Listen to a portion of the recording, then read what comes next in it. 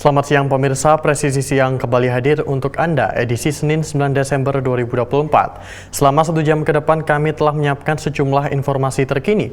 Bersama saya Pripta Faisal Ridho, kita lihat dulu 3 berita utama siang ini.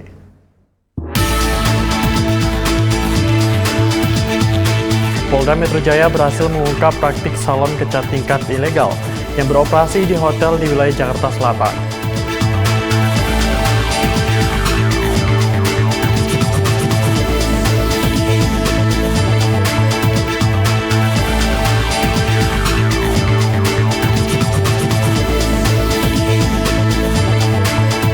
Dalam rangka cooling system pasca Pilkada Serentak 2024, Polres Bondowoso menggelar bakti sosial di Dusun Sukorejo, Kecamatan Sumberuringin.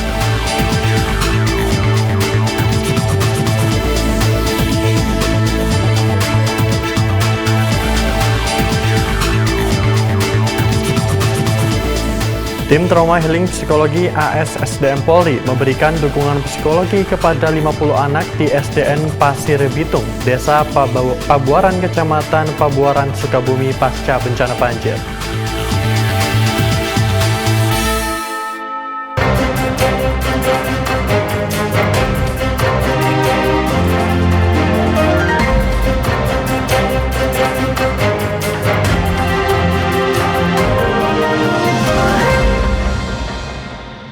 Kita ke berita pertama, pemirsa. Polda Metro Jaya berhasil mengungkap praktik salon kecantikan ilegal yang beroperasi di hotel di wilayah Jakarta Selatan pada 1 Desember 2024 lalu.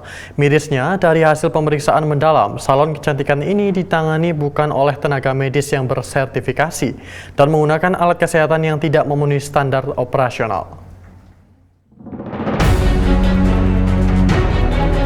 Melalui informasi terkait adanya praktik kesehatan wajah yang tidak wajar, Polda Metro Jaya melalui Subdit Renakta Direktorat Reserse Kriminal Umum berhasil mengungkap kasus salon kecantikan ilegal yang beroperasi di wilayah Jakarta Selatan.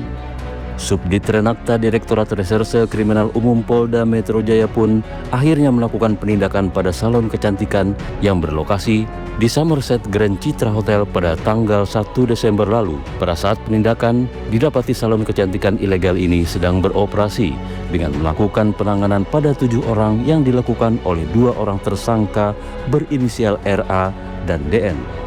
Diketahui salon kecantikan bernama Ria Beauty ini berjalan ilegal dan pemilik salon kecantikan berinisial RA tidak memiliki sertifikasi keahlian di bidang kecantikan dan bukan merupakan tenaga medis.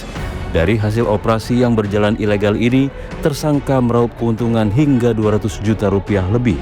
Dari hasil penindakan, tim Polda Metro Jaya menemukan praktek treatment pada wajah ini menggunakan alat yang tidak dilengkapi dengan izin edar dan juga tidak terdaftar di BPOM serta penggunaannya tidak sesuai dengan aturan pakai. Tim berhasil melakukan penangkapan terhadap RA,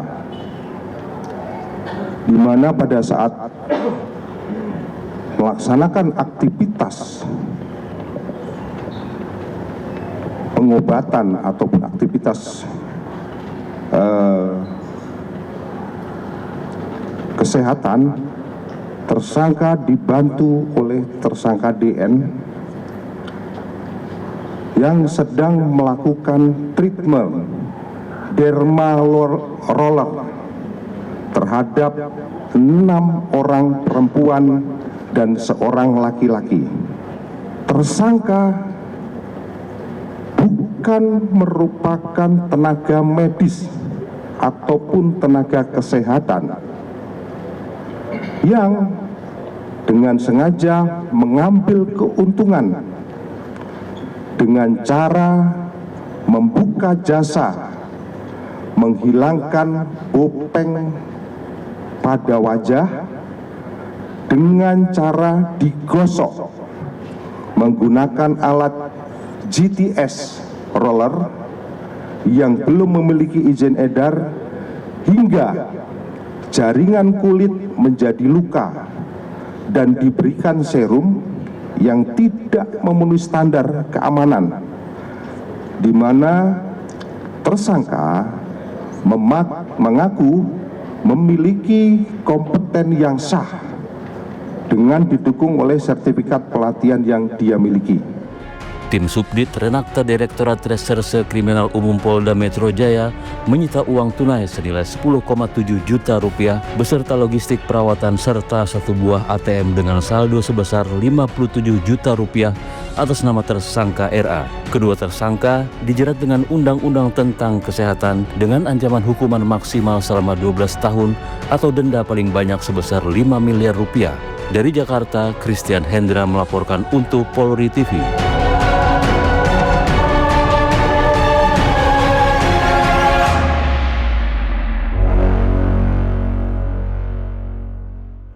Sementara itu, pemirsa, Polres Metro Bekasi berhasil mengungkap kasus penjualan obat aborsi yang melibatkan dua tersangka, yakni DS yang merupakan seorang bidan dan PP, seorang ibu rumah tangga. Kasus ini berawal dari laporan masyarakat terkait adanya akun media sosial yang menjual obat penggugur kandungan. Kapolres Metro Bekasi Kombes Pol Twedi Aditya Ben Yahdi menjelaskan penangkapan kedua tersangka terjadi pada Selasa Desember lalu di wilayah Lemah Bang, Kabupaten Bekasi. Keduanya diketahui terlibat dalam transaksi penjualan obat aborsi yang dilakukan melalui media sosial. Tersangka PP memanfaatkan akun media sosial untuk menawarkan obat penggugur kandungan kepada calon pembeli.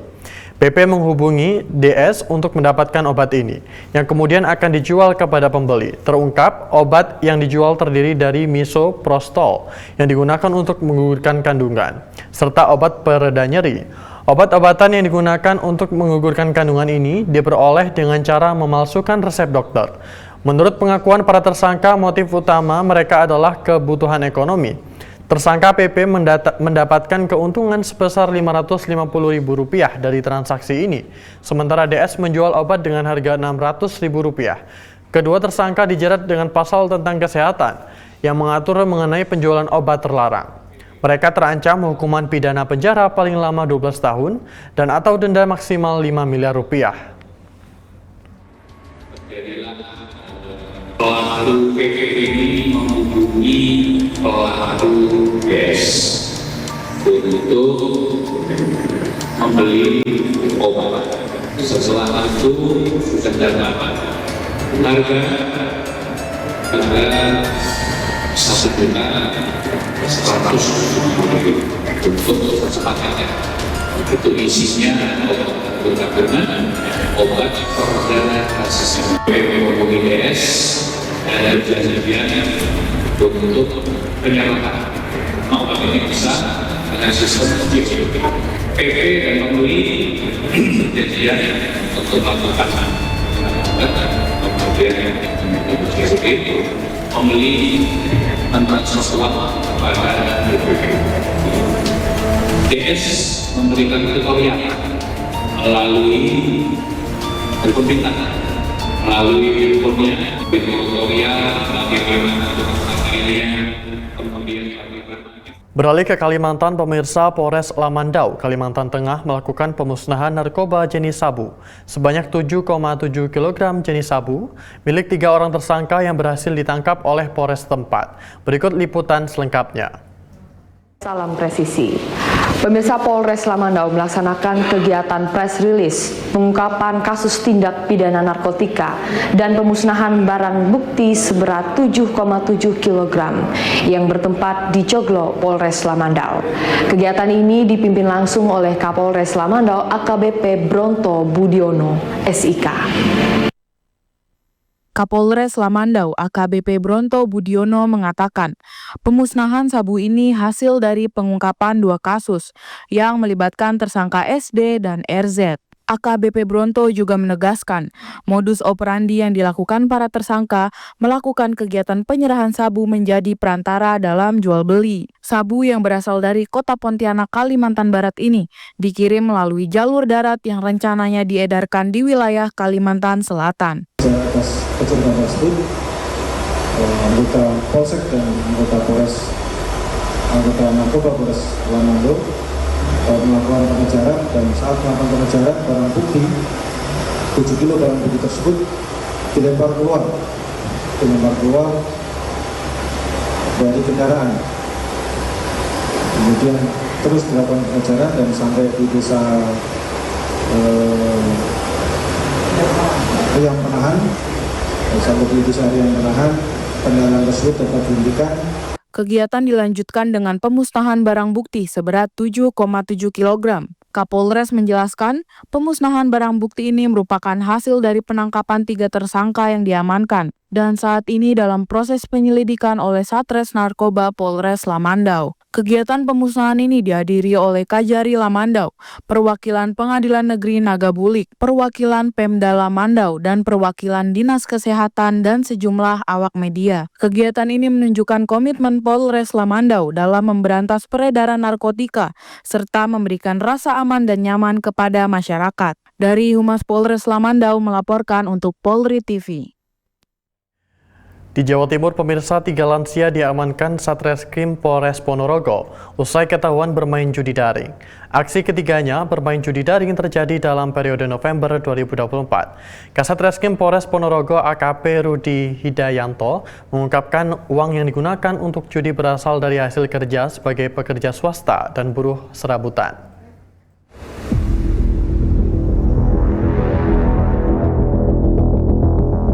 Dalam prioritas program 100 hari Bapak Presiden Republik Indonesia, Polres Ponorogo ini melakukan pengungkapan sebanyak 10 kasus dan jumlah tersangka total seluruhnya ada 12. Nah, ini terakhir yang diungkap oleh penyidik ada di Desa Jarak, Kecamatan Siman. Dia melakukan perjudian online. Nanti terkait tata cara akan kami sampaikan langsung wawancara kepada yang bersangkutan. Mulai kapan Mas melakukan perjudian online? Ya, belum lama. Berapa lama kira? Kurang lebih 3 bulan. Selama melakukan perjudian, ini untung enggak? Ya, untungnya dikit kan, enggak ada banyak kali. Banyak ruginya? Ya. Kira-kira sampai saat ini rugi berapa selama melakukan perjudian? Ya, rugi belum banyak, soalnya yang biasa kecil-kecilan aja. Jadi itu sebenarnya tidak menguntungkan ya perjudian. Pemirsa, kita ke kasus kriminal lainnya. Personil Reskrim Polsek Medan Tembung, Polrestabes Medan, berhasil mengungkap sindikat penggelapan mobil rental yang melibatkan seorang oknum pegawai negeri sipil berinisial R dan seorang wanita berinisial W. Kapolrestabes Medan Kombes Pol Gideon Arif Setiawan menjelaskan pihaknya menyita 6 unit mobil rental yang diduga digelapkan oleh kedua pelaku.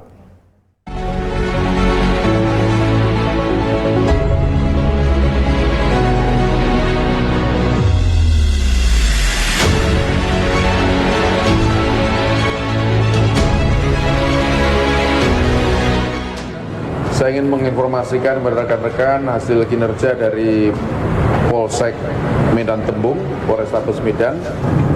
Saya sampaikan bahwa kasus penipuan penggelapan terhadap korban pemilik mobil yang modusnya adalah meminjam atau sewa kendaraan atau rental tindak pidana yang cukup meningkat jumlah atau kuantitasnya.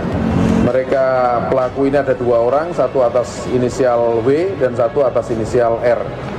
Keduanya sudah dilakukan penangkapan dan kemudian dilakukan penyitaan terhadap 6 unit mobil dari pemegang kendaraan terakhir. Ya, pemegang kendaraan terakhir. Himbauan kami kepada masyarakat, pemilik rental, berhati-hatilah.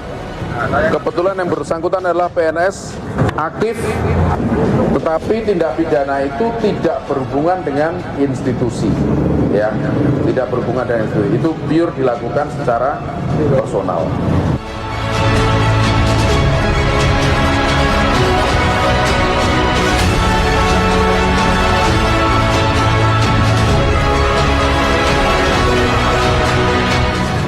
Terima kasih saya ucapkan kepada Bapak Kapolrestabes serta Bapak Kapolsek Medan Tembung dan jajarannya telah menemukan unit mobil kami yang hilang. Semoga kedepannya makin sukses. Pemirsa, dalam rangka cooling system pasca Pilkada Serentak 2024, Polres Bondowoso menggelar bakti sosial. Informasinya akan hadir usai jeda berikut ini.